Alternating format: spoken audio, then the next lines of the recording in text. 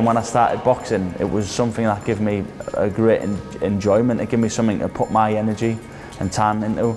And that's what I think for the lads as well. If they've got, especially the ones who aren't working, they've got so much energy and time to put into something. I think life changed for me when I was about 14 and all my friends and my older brother started smoking cannabis and drinking, and there was a period of a couple of weeks where it was boring for me because that's what they were doing, but I didn't want to be involved. But then I decided that I did want to be involved and did want to take part in that. I suppose it sent me a little bit in depression. I just thought life was pointless. I wasn't suicidal, but I didn't care if I lived or died. I thought there was no point, no future. But then my nana died, and when my nana died, I was gutted. Like, she was the closest person to me. And my granddad said, "Oh, your nana was really proud of you, really, really proud when you passed your driving test." And I thought, that's not something to be proud of, and that made me want to change my life really and start working and start doing something positive with my life. When I became a Christian, something changed inside me, and I had a joy in my life. Even though I was still working at the same place, I was happy, and I knew that my life had a meaning then, and my life had purpose, and I was just praying to God, what do you want me to do? What do you want me to do in my life? And I was thinking about joining the Marines, but I was thinking about doing youth work. And I just felt God say to me, I want you to help people, not kill people. I met Tony in a boxing gym. He noticed that I was an aggressive lad, and he said, "Oh, I think you should come to church."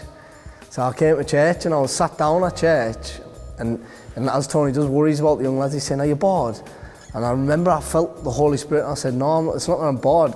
I said, "I can't stand up because I feel like I'm going to cry." And then, since then, I was still flirting in and out of trouble, get like drugs and fighting, and as you do as a lot of young lads do around the area. But I've noticed since I've met Tony and been coming to church, my life's a lot better. I'm a lot happier.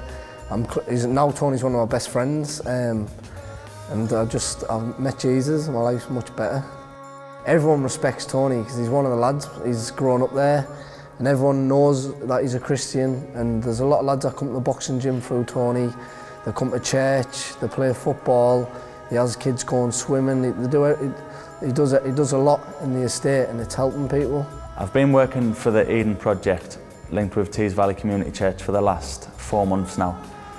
And it's a continuation of what's been happening on the estate, but now we've got a full team of people working with the people. So we've got girls groups, young mums, as well as the lads with boxing and football and church. On Easterside, there's problems on the estate the same as council estates across Britain. And that's antisocial behaviour, drug use, high youth unemployment. We can make a difference, that we are making a difference. We're not making a difference for every kid like we want to be, but we are seeing individuals' lives change round. It's a great community atmosphere in Easterside. There's a lot of things already happening.